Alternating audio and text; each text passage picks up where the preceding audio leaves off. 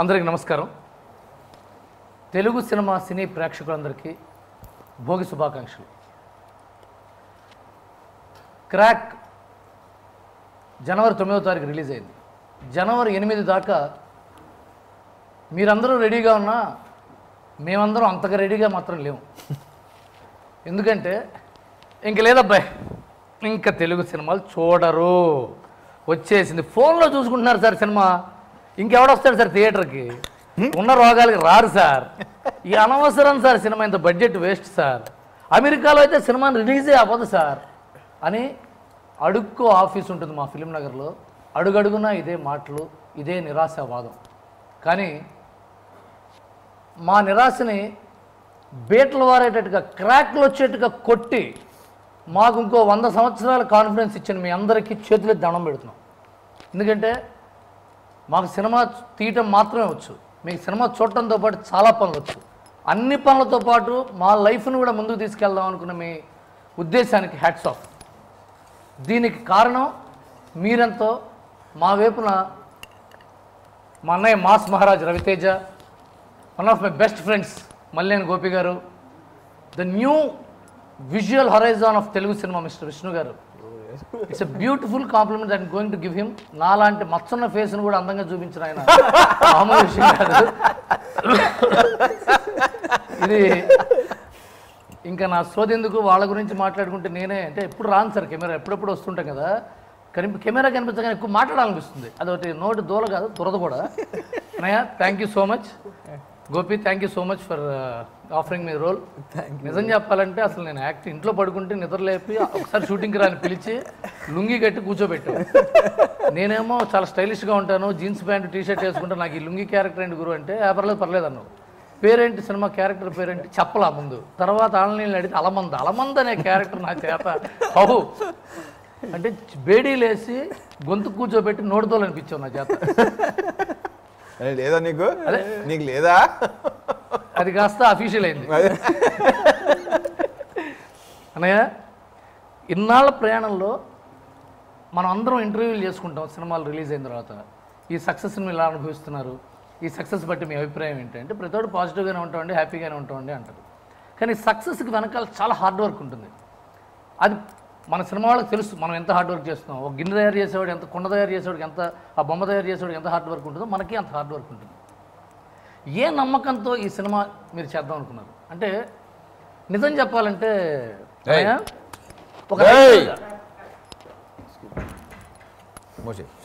నిజాయితీగా చెప్పాలంటే ఒక రైటర్గా, ఇన్ని సినిమాలు రాసిన రైటర్గా నేను కనుక ఈ సినిమా కథ చెప్పారు అనుకోండి, కథలో చాలా ఇంకా కావాలండి, ఏదో అది కావాలి ఇది కావాలి అని చెప్పి నేనే క్వశ్చన్ చేస్తాను.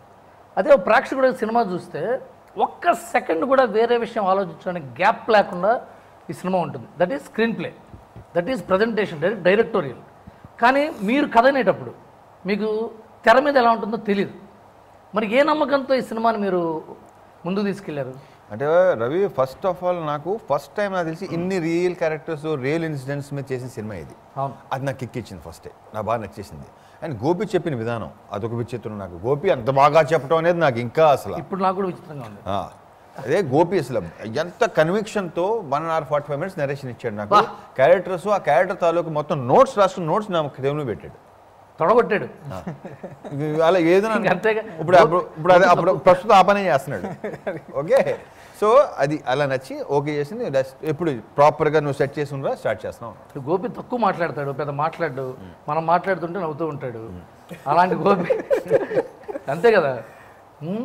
అలాంటి వాడు అంటే ఇందాక వేరే చోట విన్నా, ఎందుకు ఇంత కసిగా చేసావంటే దెబ్బ తగిలింది అన్నాడు.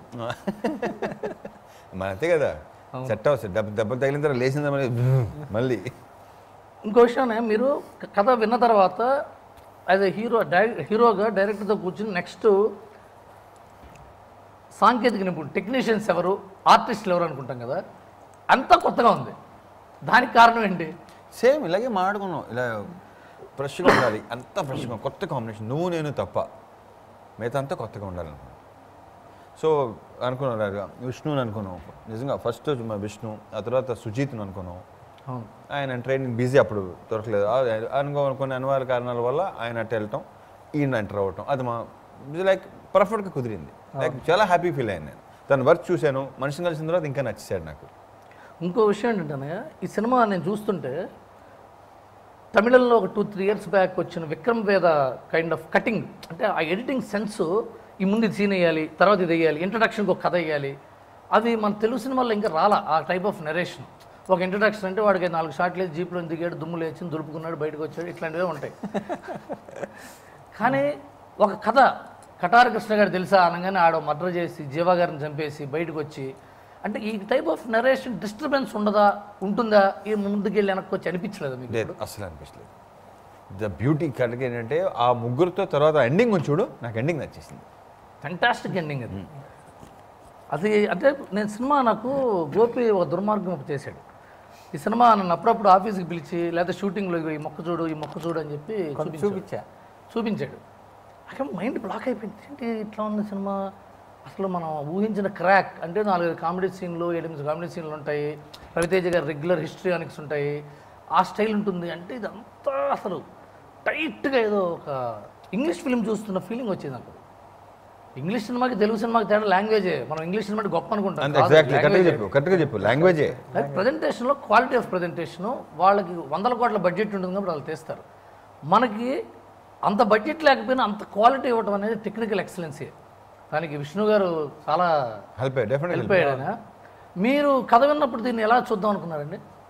అదే ఫస్ట్ నేను చెన్నైలో విన్నాను స్క్రిప్ట్ కదా, చెన్నైలో విన్నాను. అప్పుడే స్టార్ట్ అయింది ఒక స్పార్క్ ఉంటుంది. ఈ స్క్రీన్ ప్లే నాకు నచ్చింది అప్పుడే. అప్పుడు స్టోరీ కూడా ఫుల్గా లేదు. ఫస్ట్ ఎట్లా అయిందంటే, ఫస్ట్ నేను ఒక రఫ్గా ఒక స్క్రిప్ట్ అనుకున్న తర్వాత, రఫ్ కూడా కాదు 90% అయింది, ఇంకా కొంచెం సెటప్ ఉంది. అప్పుడు నేను ఫస్ట్ విష్ణు దగ్గరికి వెళ్ళిపోయి, బ్రదర్ నాకు సినిమా చేసి పెట్టాలి, నువ్వే కావాలి నాకు అని, నాకు ఫాలో అప్ ఉంది, నాకు మెర్సల్ ఫాలో అప్ తెలుసు ఎలా ఉంటుంది. సో అప్పుడు చెప్పంలోనే చాలా అతను వినంలోనే చాలా బాగుంది బ్రదర్, ఫ్రెష్గా ఉంది అన్నాడు. బట్ నేను చేయలేను అన్నారు. అదేంటి అంటే, ఇప్పుడు నేను బిగిల్ సినిమా చేస్తున్నాను, నువ్వేమో అక్టోబర్ నుంచి షూటింగ్ అంటున్నావు. అప్పుడే స్టార్ట్ అయింది మిస్సింగ్ ఫీలింగ్. నేను ఇప్పుడు తను చేయనంటే నేను ఆల్టర్నేటివ్ వెళ్ళిపోయా. ఇంకా అర్థమైపోయింది విష్ణు చేయడం, ఇంకా తన బిగిల్ ఇంకా ఫినిషింగ్ ఉంది, అది దీవాలి రిలీజ్ అన్నారు. మేమేమో ఇక్కడ నవంబర్ నుంచి స్టార్ట్ చేద్దాం అనుకుంటున్నాము. సో అయిపోయింది. ఇంక వేరే కెమెరామెన్కి అయిపోయి మిగతా అంతా సెట్టింగ్ జరిగి, కెమెరామెన్ సుజిత్ వాసుదేవ్ అని తను అనుకున్నాం. తనకి ఏదో లాస్ట్ ఇంకో 10 daysలో షూట్, ఇంకో 10 days కూడా కాదు, జస్ట్ 5 days అనుకుంటా షూట్, ఇంకా ముహూర్తం స్టార్ట్ చేస్తున్నాం అంటే తనకి ఏదో చిన్న హెల్త్ ఇష్యూ వచ్చింది. ఇంకా ఏం చేయాలి ఇప్పుడు ఇది అంటేటప్పుడు నేను విష్ణుకి కాల్ చేస్తే బ్రదర్ అన్నాడు. అప్పుడే జస్ట్ బ్రదర్ మార్నింగ్ 10-10:30కి లేపాను. బ్రదర్ ఏంటి అంటే, బ్రదర్ నా సినిమా చేసి పెట్టాలి బ్రదర్. విచిత్రం ఏంటంటే, ఇక్కడ ఇంకా చిన్న ఇంటరప్షన్. టచ్లో ఉన్నాడు, నన్ను వచ్చి కలిసాడు, 12:30కి ఎప్పుడు వచ్చాడు, మాట్లాడుతున్నాడు. అది ఇంకా తను చెప్పాలి, నేనేమో ఏంటబ్బా ఏంటి తను ఎలా వెళ్ళిపోయాడు, మరి ఇప్పుడు ఏంటి మనకి టైం అనుకున్నాం అంటే, అదే సార్ అదే సార్ అదే. వాళ్ళిద్దరూ ప్రేమించుకుంటున్నారు.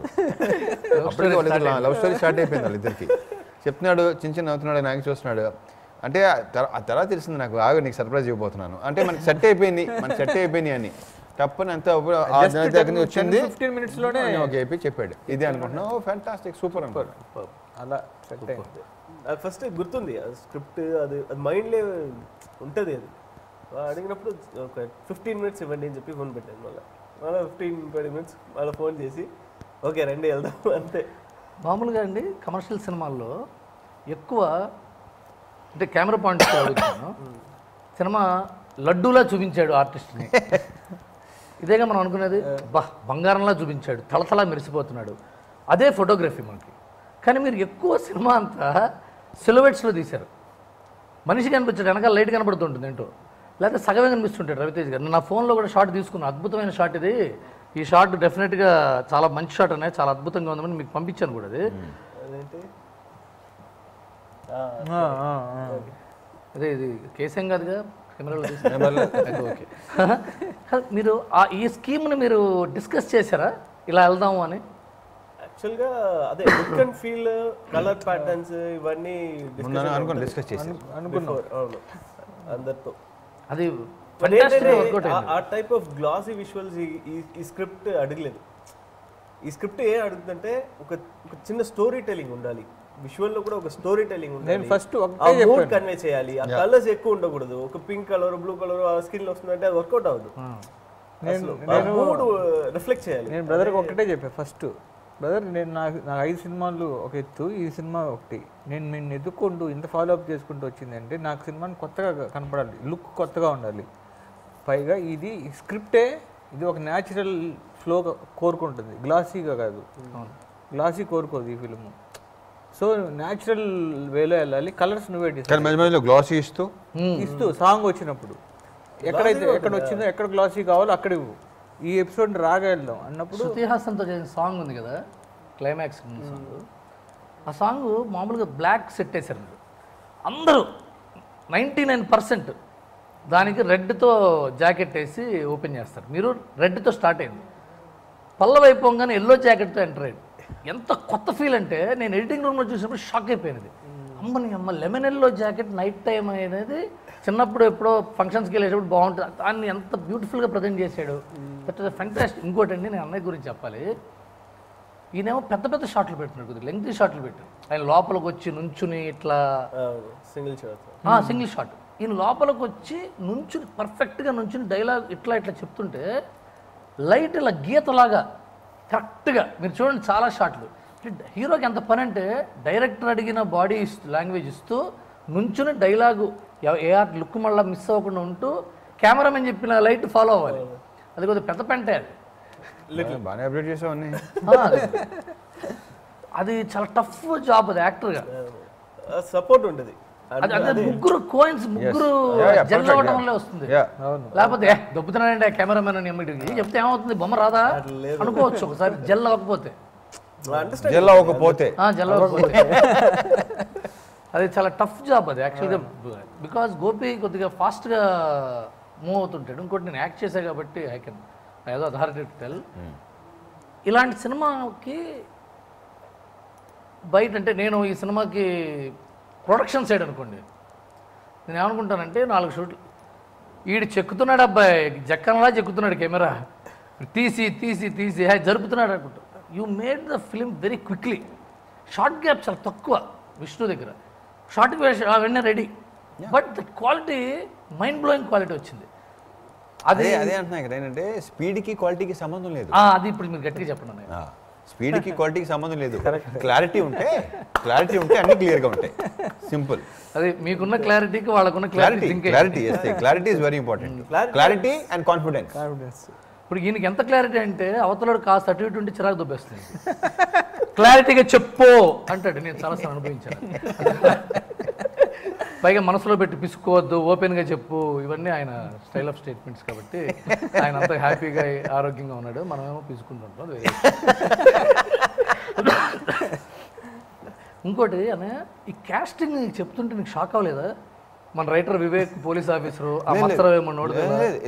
మేము అనుకుంది అదే మొదటి నుంచి, అన్ని ఫ్రెష్ గానే ఉండాలి. అంటే వెల్ నోన్ ఫేస్లు చెప్పాడు, నేను వద్దు అనుకున్నాం. Wave length super wave length. నేను ఇప్పుడు ఈ క్యారెక్టర్కి వివేక్ అనుకుంటున్నాను, అబ్బాయి కరెక్ట్ పర్ఫెక్ట్ సూపర్ నాకు అనిపించాడు. క్యారెక్టర్ కనిపించేసింది వివేక్ అనుకుంటున్నాను. ఇలా మచ్చరే వస్తున్నాడు ఈ క్యారెక్టర్ పర్ఫెక్ట్. అది stun Shiva mind blowing and ఇవన్నీ చెప్పినా అప్పటికప్పుడు తీసుకునే డెసిషన్లు అలాగా అప్పటికప్పుడు. సో అది క్లారిటీ అంటే సింక్ క్లారిటీ జెల్ అవటం అంతే. ఫస్ట్ కమ్యూనికేట్ అయింది అందరూ ఆర్టిస్ట్కు. ఇంకోటండి, ఒక సినిమా ఊరు బేస్డ్గా చేస్తుంటే ఊళ్ళో చారిత్రాత్మకంగా మనకు తెలిసిన హిస్టారిక్గా ఫేమస్ అయినవన్నీ పెట్టుకుంటూ వస్తూ ఉంటాం. కానీ సినిమాకి కొన్ని జెల్లోకి తీసేస్తాం. బట్ ఒంగోలుకు సంబంధించిన అన్ని విషయాలు ఈ సినిమాలో పెట్టడం అనేది హైలైట్. ముఖ్యంగా గాడిద రక్తం తాగి పరిగెడుతూ ఉంటారు వేటపాలెం వాళ్ళు, ఆ బీచ్లో పరిగెత్తడం అనేది చాలా పెద్ద హైలైట్ అయిపోయింది. ఇన్నాళ్ళ చరిత్రలో అంటే ఒంగోలు నుంచి ఎంతోమంది డైరెక్టర్లు వచ్చారు, గొప్ప డైరెక్టర్లు వచ్చారు, కానీ వాళ్ళకి అవకాశం రాలా. ఈ 80 years ఫిలిం ఇండస్ట్రీలో గాడిద రక్తం తాగి పరిగెడుతూ ఉంటారు ఇసుకలో అనేది ఫెంటాస్టిక్గా వర్కౌట్ అయింది. న్యూ లుక్ ముందే పట్టేశాడు ఆ ఊరోడే కదా, అందుకే పట్టేశాడు దాన్ని. అంటే మీరు కొన్ని సెన్సర్కి అబ్జెక్ట్ చేస్తారేమో అని కూడా డిస్కస్ ఫీల్ డౌట్లు వచ్చినాయి. బట్ అంటే నేను ఇంకొకటి వెరీ స్ట్రాంగ్గానే ఉన్నా ఏంటంటే కొన్ని సినిమాలు ఆ మధ్య లాక్డౌన్ వాటిల్లో చూసా ఒక హానెస్ట్ ఫిల్మ్ మేకింగ్ కనపడింది నాకు. ఆ హానెస్ట్ ఫిల్మ్ మేకింగ్ ముందు మనం హానెస్ట్గా తీస్తున్నాం సినిమా, అంతే. నేను హానెస్ట్గా తీస్తున్నా సినిమా, నేను హానెస్ట్గా రేపు పొద్దున సెన్సర్ వాళ్ళతో నేను ఆర్గ్యూ చేయగలను. అంటే నేను అలా ఫీల్ అయ్యాను. ఆర్గ్యూ చేయగలను, కన్విన్స్ చేయగలను, ఆర్గ్యూ చేయగలను. ఆర్గ్యూ అనే దానికంటే కూడా కరెక్ట్ వర్డ్, కన్విన్స్ చేయగలను. ఎందుకంటే దీంట్లో హానెస్టీ ఉంది. నేను అది చూశాను, నేను రియల్ లైఫ్ని రిఫ్లెక్ట్ చేస్తున్నాను. నేను కొత్తగా ఊహించి బీభత్సంగా ఊహలేదు ఇట్లా కానీ చూడాలి, కన్విన్స్ అయ్యారు. వాళ్ళు అసలు ఏమి అలా. ఇంకో విషయం ఏంటంటే చాలా సినిమాలు సూపర్ హిట్లు అవుతుంటాయి కదా, ఒక్కసారి మనకి సూపర్ హిట్ అవుతుందిరా ఈ సినిమా, రిజల్ట్ బాగా వస్తుందిరా అని లాస్ట్ షెడ్యూల్ దాకా నమ్మకం రాదు. ఒక్కోసారి ఏంటంటే సినిమా జరుగుతుండేదో తీస్తున్నాడు వస్తుంది, షూటింగ్కి వెళ్తున్నాం, ఒకసారి ఎడిటింగ్ రూమ్లోకి వస్తారు, హీరో గారు చూస్తారు, బాగానే తీసాడు అబ్బాయి, కాన్ఫిడెన్స్ వస్తుంది. కానీ ఈ సినిమా డే 1 నుంచి మీరు కాన్ఫిడెంట్గా చేశారు, అది కొత్త ఎఫెక్ట్. ప్రతి చాలా కాన్ఫిడెంట్గా ఇది కొట్టేస్తున్నాం స్టోరీ విన్న దగ్గర నుంచి అది. మీరు ఒంగోలు బ్యాక్డ్రాప్ ఎందుకు తీసుకున్నావు గోపి? అంటే ఈ కథకి ఒంగోలు పెడదాం, ఏ ఊర్లోనే పెడతారు కదా పోలీస్ కథ అంటే, ఒంగోలు తీసుకోవటం వల్ల వచ్చిందా లేదా పోలీస్ కథ అనుకుంటే ఒంగోలు వచ్చిందా? అంటే నాకు చాలా చాలా స్ట్రాంగ్. నేను బేసిక్గా ఏంటంటే నేను ఎప్పుడు ఏ ఇంటర్వ్యూలోనే ఎక్కడ చెప్పలే, నా కామెడీ డైరెక్టర్ అనే పేరు నేను చేసిన ఫస్ట్ సినిమా వలన నాకు ఆ ముద్ర పడింది. కానీ body guard drama, sentimental drama అయినా డాన్స్ సీన్ నుంచి కామెడీ. బేసిక్గా నాకు రా ఫిల్మ్ అంటే ఇష్టం. నాకు అవకాశం రాలా, అంటే నన్ను నేను ప్రూవ్ చేసుకునే అవకాశం కడుపులోనే బయట పెట్టుకునే పరిస్థితి లేదు. ఆ కడుపు నొప్పి ఎప్పుడు వచ్చింది, ఎప్పుడు బయట పెట్టుకునే అవకాశం ఎప్పుడు వచ్చింది? నన్ను నమ్మే హీరో ఉన్నారు, అది మెయిన్ అక్కడ. ఇప్పుడు ఇందాక ఫస్ట్ క్వశ్చన్ అడిగావు, ఈ కథను మీరు ఎలా ఒప్పుకున్నారన్నయ్య అని. అవును, అక్కడే ఇప్పుడు నేను ఎంత రియల్గా నేను ఒంగోలు బ్యాక్డ్రాప్ తీసుకోవాలని నేను ఫిక్స్ అయిపోయా. ఎందుకంటే ఒక పోలీస్ ఆఫీసరు కొత్త ఎలిమెంట్లు నాకు ఏమున్నాయి ఎలిమెంట్లు అంటే గాడిద రక్తం తాగేది మనం విన్నాం, దాన్ని విజువల్గా చూపిద్దాం, ఇది కొత్త ఎలిమెంటు. కరెంట్ తీసేసి మర్డర్ చేస్తారు, ఇది కొత్త ఎలిమెంటు.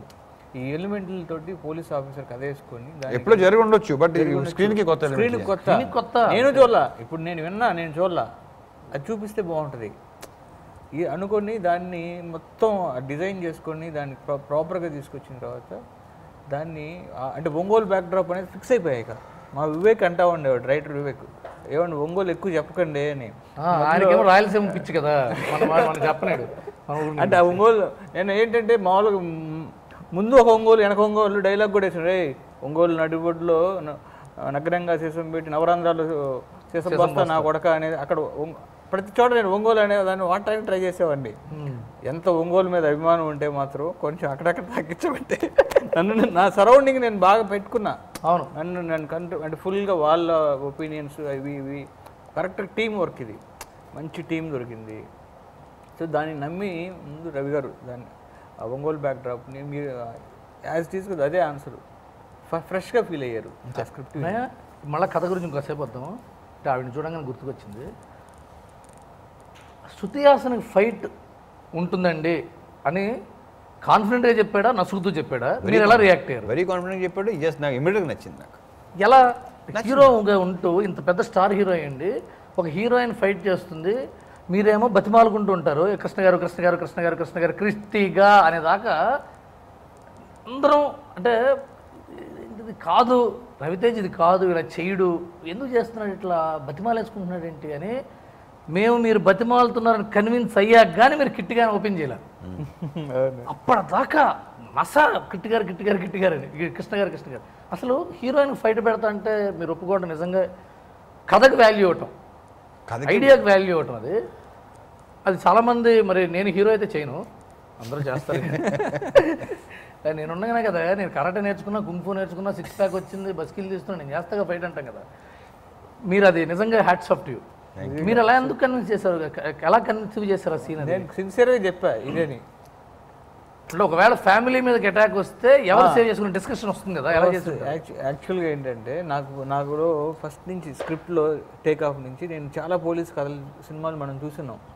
ఇప్పుడు అంకుశం కానీ లేకపోతే ఇంకా రకరకాల నాకు వెరీ స్ట్రాంగ్ నేను నమ్మింది ఏంటి అంటే ఒక ఫ్యామిలీ ఉంది, ఒక కిడ్ ఉన్నాడు. ఈ ఫ్యామిలీతో పోలీస్ ఆఫీసర్ చాలా హ్యాపీగా ఉంటున్నాడు, చాలా ఎక్కువ ఉన్నాడు, జోబియల్గా ఉంటున్నాడు.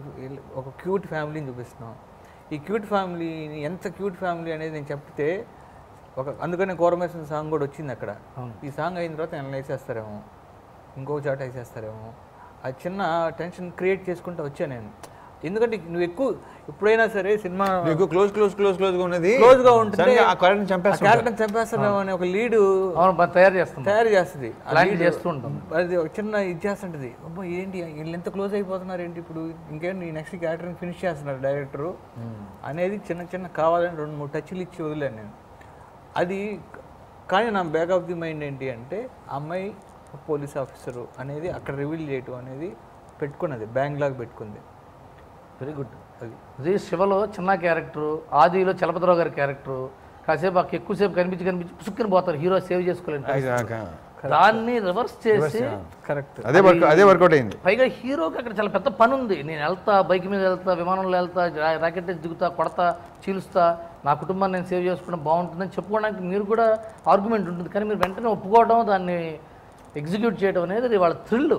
ఎందుకంటే ఇప్పుడు మా అమ్మాయి వాళ్ళ సినిమాకి వెళ్ళింది, మా ఫ్రెండ్స్ వెళ్ళారు నిన్న కొంతమంది, వాళ్ళు ఫోన్ చేసి ఆ విషయం చెప్తున్నారు. ఏమండి నేను ఫోన్ చేయగానే నా క్యారెక్టర్ అలా ఉంది అని అడుగుతారేమో అనుకుంటే వాళ్ళేమో శృతి హాసన్తో ఫైట్ చేయించడం చాలా గ్రేట్ అండి, చాలా బాగుందండి. సరే నేను ఎలా చేశా, బాగానే చేశాను, ఫోన్ పెట్టేస్తున్నాను.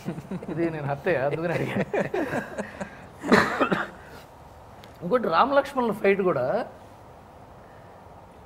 ఆ బీచ్ అనే ఆ లొకేషన్ వాళ్ళకి పూర్వకం వచ్చేసి ఉంటుంది, నాకు తెలుసు. వాళ్ళు అదే ఊరు కదా, అదే కనిపించింది స్క్రీన్ మీద, అదే ఊరు, వాళ్ళు అక్కడే తిరిగేవాళ్ళు. అవును. బాడీ లాంగ్వేజ్ కూడా స్టంట్ కొంచెం మంది ఉంటారు కదా, అవునవును, బాడీ లాంగ్వేజ్ కూడా వాడే ఫిక్స్ చేశారు, ఇలా ఉండాలి, ఎలా వాళ్ళ ఊరు గురించి చెప్పుకునే అవకాశం వాళ్ళకి కూడా వచ్చింది. అవును, వాళ్ళు చాలా ఇదిగా కనెక్ట్ అయిపోయారు వాళ్ళు. అసలు ఆ బీచ్లో వెళ్తూ క్లైమాక్స్లో స్టన్స్ అని కాల్చేది హీరో గారు ఇట్లా లేచి గాలిలో సిలబెట్ షాట్ కదా, అది ఎక్స్ట్రాడినరీ పోస్టర్ షాట్ లేదు, ఫెంటాస్టిక్ ఐడియా, అసలు ఫెంటాస్టిక్ ఐడియా. దాన్ని మాత్రం అసలు I think that will change the dynamic of fights. అంటే ఫైట్లు అంటే ఏంటి అనే దాని మీద ఒక స్టోరీలు వేసుకోవచ్చు, ఇలా కావాలి నాకు ఫైట్, ఇలా చెప్పుకోవడానికి ఉంటుంది ఐడియా. ఇంకో అసలు వర శరత్ కుమార్ గారు ఆవిడని ఎందుకు కాస్ట్ చేయాల్సి వచ్చిందంటే మీరు రాసుకున్నప్పుడు ఆవిడే అనుకున్నారా, లేదా వెతికి ఇంకెవరు లేక ఆవిడ? లేదు, ఏమైందంటే టు బి ఫ్రాంక్ చెప్తా, జయమ్మ క్యారెక్టర్కి ఇద్దరు ఆప్షన్స్, నాకు ఇద్దరు ఆప్షన్స్. తను కూడా వరలక్ష్మి, తను ఇంకో క్యారెక్టర్. వాళ్ళిద్దరిలో ఎవరు అనుకుంటున్నప్పుడు తను నాకు ఇద్దరిని చూశాను, ఇద్దరు క్యారెక్టర్లు. బట్ తను ఫైనల్గా ఏంటంటే ఓకే వరలక్ష్మితో వెళ్ళిపోదాం అని ఫిక్స్ అయిపోయాయి. ఇంకా ఎందుకంటే వరలక్ష్మి నేను ఒక మలయాళం ఫిల్ము ఏదో ఒక 2 పందెంకోటి అలాంటివి చూశాను. నేను చూసినప్పుడు దానిలో ఇది ఉంది, ఒక కట్అవుట్లోనే ఒక ఇది ఉంది, సర్కార్లో చూసినా కానీ ఈ అమ్మాయి అయితే పర్ఫెక్ట్ కదా. అసలు నాకేంటి జయమ్మ ఎట్టుండేది అంటే నాకు ఫీడ్బ్యాక్ ఏంటి, జయమ్మ దిట్టంగా ఉంటుంది, జయమ్మ ఇలా ఉంటుంది, కొంచెం రోజుకు 2 బిర్యానీలు తిన్నట్టు దిట్టంగా ఉంటుంది. నాకు ఫీడ్బ్యాక్ అది ఒరిజినల్ జయమ్మ ఎలా ఉండేది అంటే నాకు వచ్చిన ఫీడ్బ్యాక్ అది ఓకే అంటే నేను అనుకున్నప్పుడు అప్పుడు తను కరెక్ట్ కనపడుతుంది నాకు, ఇక్కడ జయమ్మ ఈ అమ్మాయి కదా జయమ్మ అని. వచ్చి చేసిన తర్వాత నాకు స్పాట్లోకి వస్తే నేను ఎక్కువ వరు అని నేను ఎప్పుడు పిల్లలు జయమ్మ అంటే నాకు ఆ క్యారెక్టరే కనపడి ఉండేది. జయమ్మ అట్రాక్ట్ కూర్చో అంటే అంత న్యాచురల్గా అసలు ఎక్స్ట్రాడినరీ చేసింది తను. ఆవిడ నాకు తెలిసి అంటే వరా శరత్ కుమార్ గారు తెలుగులో ఇంకా అంత పాపులర్ అవ్వాలా. ఆవిడది మాస్టర్, ఆవిడది ఇదే వచ్చింది ఒకటే కదా, సర్కార్ ఒకటే కదా ఆవిడ వచ్చింది. అవును. ఇప్పుడు ఆవిడ చూస్తే మనం జయమ్మ నెక్స్ట్ పిక్చర్స్ ఆవిడ చేస్తే జయమ్మ బాగా చేసిందా, జయమ్మ ఈ క్యారెక్టర్ జయమ్మని ఫిక్స్ చేస్తారు ఆవిడ. కరెక్ట్, జయ శరత్ కుమార్ అయిపోతున్నాడు తెలుగు వరకు. అదే సముద్రకన్ గారు కూడా వాళ్ళ వేరియేషను నాకు తెలిసి సముద్రకన్ గారికి జయమ్మకి వరా శరత్ కుమార్కి ఏజ్ డిఫరెన్స్ చాలా ఉంటుంది బయట అయితే నాకు తెలిసి. అలాగే వాళ్ళ వైఫ్ అది అసలు ఎక్స్ట్రాడినరీ. శృతి హాసన్ ఫైట్ ఎంత ట్విస్టో, మన కటారి కృష్ణ వైఫ్ ట్విస్ట్ అంత గొప్ప ట్విస్ట్. అది అంటే ట్విస్ట్లు ఇద్దామని రాశారా లేకపోతే వాళ్ళ క్యారెక్టర్లు ఒంట్లోకి జారిపోయి రైటర్లకి డైరెక్టర్కి పిచ్చెక్కిపోయితే జారిపోయింది అనుకో, అది అంతే, అంత న్యాచురల్గా వచ్చింది అసలు. అంటే పెట్టిన చాలా మన సినిమాల్లో మనకు కొంత ట్విస్ట్ కావాలి. ఇప్పుడు 1:30 అయింది, ఇప్పుడు ట్విస్ట్ పెడదాం, ఇప్పుడు 1:43 అయింది, ఒక మెలికి పెడదాం, అలా క్యాలిక్యులేటెడ్ కాకుండా కథాపరంగా వచ్చినవి. కరెక్ట్. అది వండర్ఫుల్ ఫీలింగ్. అది కొలిసి ఏమి పెట్టలేదు దీనికి, ఇక్కడ ఇది రావాలి, కొలిసి ఇక్కడ ఇది రావాలి, ఇక్కడ ఇది రావాలి, అలా లేదు. మొత్తం డ్రైవ్ అలా తీసుకెళ్ళింది. ఈ సినిమాలో ఇంకేమైనా డిలీటెడ్ సీన్స్ ఉన్నాయనే? లేవు, ఏమి లేవు. అంటే రాసింది తీసేసారు, తీసింది మీరు చూస్తారు. అంతే అంతే అంతే. ఏది అసలు తీయటం కానీ సీన్ తీయటం కానీ డిలీట్ చేయడం ఏమీ లేవు. బా, అంటే బుక్ పర్ఫెక్ట్గా ఉంటే వచ్చే సినిమా ఇది. అంతేగా? అంతే. మీరు సినిమా అయిపోయింది, జనవరి 9 రిలీజ్ అనుకున్నారు. ఈ మధ్యలో జనం వస్తారా రారా అనే భయం ఉందా మీకు? లేదు, భయం లేదు. లేదా? వస్తారని నమ్మకం నాకు ఉందా? కానీ నార్మల్ డేస్లో ఎలా వస్తారు అలాగ రావటం మాత్రం ఎక్స్పెక్ట్ చేయలేదు. తండోపతండాలుగా అది నిజంగా సినిమా మీద ప్రేమ, మీ మీద ప్రేమ రెండు కలిసి కొట్టినాయి. డెఫినెట్గా we have to thank the people, audience 100%. నేను ఆశ్చర్యం ఏంటంటే ఆ రోజు రిలీజ్ రోజున అర్ధరాత్రి 5ంటికి నవీన్ గారు, ఎర్నేన్ నవీన్, మైత్రి మూవీస్ నవీన్ గారు ఫోన్ చేశారు. ఎరక్కొట్టేశాడండి సినిమా, గోపి గారు ఎరక్కొట్టేశాడు అసలు. రవి గారు అయితే మైండ్ బ్లోయింగ్, ఎక్స్ట్రాడినరీ. అంటే మీరు ఎప్పుడు చూసారు సార్ అన్న? అంటే యాక్చువల్గా మన షో 10ంటికండి. నేను మా ఫ్రెండ్కి కనుక్కుని ముందే 3 అవర్స్ ముందు షో వేయించుకున్నాను నేను ఒక్కడనే. కానీ ఆ షో కూడా ఫుల్ అయిపోయిందండి అని. అసలు కరోనాతో హౌస్ఫుల్ అయిన అమెరికాలో మన సినిమా హౌస్ఫుల్ అవడం హైలైట్. కరెక్ట్. అదే కదా, అసలు అడుక్కో కరోనా పేషెంట్ ఉన్న అమెరికాలో మన సినిమాకి వచ్చి విజిల్ చేత ఓపిక అరుణంటే నిజంగా వాళ్ళకి చేతులెత్తి దండం పెట్టాలి సినిమా మీద. ఈ సినిమా సక్సెస్, ఈ సినిమాకి జనం వచ్చి సక్సెస్ అని పక్కన పెడితే సినిమాకి ఓపెనింగ్ ఇంత రావడం అనేది నాకు తెలిసి ఈ మధ్యకాలంలో సినిమాకి ఢోకా లేదురా. ఇంకో విషయం చెప్పాలి, క్రిస్టఫర్ నోలన్ టెనెట్ రిలీజ్ అయింది ఇంగ్లీష్లో.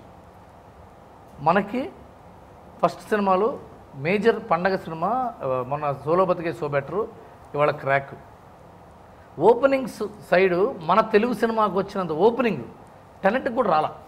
జనం అంత తండోపతండలుగా వరల్డ్స్ గ్రేటెస్ట్ డైరెక్టర్ ఇన్ మూవీకి వెళ్ళాలా. మన తెలుగు సినిమా ప్రేక్షకులకే అది వీళ్ళ కిరీటం పెట్టాలి, పిలిచి ఎక్కువ కిరీటాలు అవుతాయి, పోల్తో పెడదాం. But very very great success. అంటే అన్నయ్య మీకు క్వశ్చన్ చెప్పండి, నేను కూడా క్రెడిట్ తీసుకుంటా, ఇప్పుడు దా పొగిడాను కాబట్టి. ఏంటంటే నాకు కొద్దిగా ఒక షార్ట్ చూపించాడు, ఈ సినిమా బ్లాక్ బస్టర్ అని సంవత్సరం క్రితం చెప్పాను. మార్చిలో కనిపించిన ప్రతి వాడికి చెప్పాను ఈ సినిమా బ్లాక్ బస్టర్. నేను ఒక టైంలో కరోనా పీక్స్లో ఉన్న టైంలో గోపిని అడిగా, గోపి సినిమా అయిపోతాం కదా, సరే గ్యారంటీ సూపర్ హిట్ సినిమా, ఓటీటీకి అంటున్నారు కదా, నువ్వు కూడా ఓటీటీకి ఇచ్చి వేరే సినిమాకి వెళ్ళొచ్చు కదా, ఎందుకు ఇంకా ఇదంటే, ఈ సినిమా నేను థియేటర్లోనే వేస్తా, ఈ సినిమా నేను సంక్రాంతికే వేస్తా. తెలుసు కానీ పట్టు ఎలా ఉంటుందో మనది. ఆ పట్టుదల పెట్టాడు, ఆ పట్టుదల కొండ బద్దలు కొట్టింది వాడు నిజంగా.